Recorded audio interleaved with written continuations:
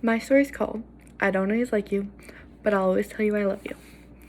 Now, my family's been pretty split on telling each other you love them. My parents and I always tell each other we love them.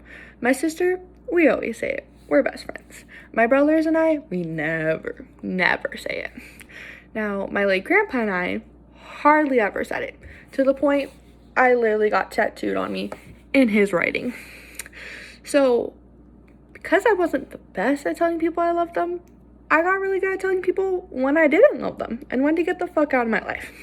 Now, numero uno on the people I've kicked out of my life was my best friend, Corinne White.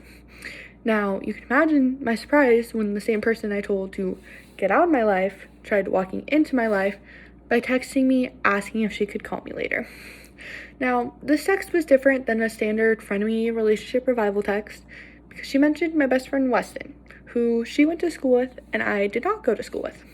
While this seems irrelevant, it threw me for a loop that she mentioned him because their only connection was me. Towards the end of my double shift at work, I noticed my phone ringing with a call from her. So as I was just mopping, I asked my boss if I could step out as it seemed important. Now what she told me next caused me to cry just as much as when my grandfather passed away. I had stepped out by our dumpster to take the call so nobody could really hear me, and I still, to this day, remember the cold concrete next to it, the smelly air from the nasty dumpster. When I dropped to my knees sobbing, she told me not only had my best friend been in an accident, he was actually in a coma. Everyone in his school had heard about the accident, however, since it was such recent news, it hadn't spread much beyond their little town or their school. Hence why, while I was at work carrying out my day, I didn't hear about it and wasn't in the waiting room with everyone else.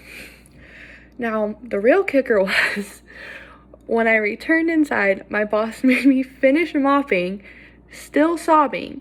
Now, that sobbing didn't stop for hours. I cried for 6 hours that night, and it carried on for days. I missed school so I could visit him in the hospital. I ran all classes sobbing when the slightest thing reminded me of him.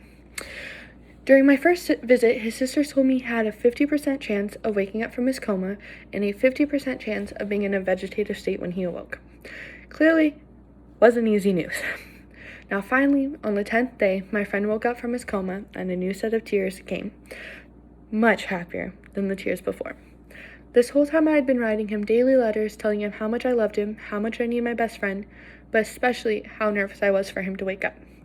Now, during our friendship, we both volunteered for a special needs camp that helped children who were ages 4 to 21. Now, realizing he had a 50% chance of being in vegetative state, I realized he had the chance of going from a volunteer to a camper. Now this is what hit me hard. I couldn't imagine doing that without him. So once I got over excited I was for him to wake up, I realized we weren't out of the woods. In fact, this could be even worse. Now, after months of physical therapy and over a month remaining in the hospital, Weston finally got a return home. It took even more months for me to give him the letters that I wrote him. I felt ridiculous for being so worked up over his accident when he could look me in the eye and shrug it off, which is how it still happens years later when we talk about his accident. Even though he hasn't read all the letters, he knows how much I love him as a friend and how much I need him. I talked to him on the phone not even 5 minutes before his accident. Hell, I even thought I caused his accident from being on the phone. But what I know for sure is that I should have used that opportunity to tell him I love him when I hung up, because that's what you do.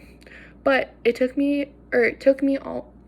him almost dying for me to realize how short life was.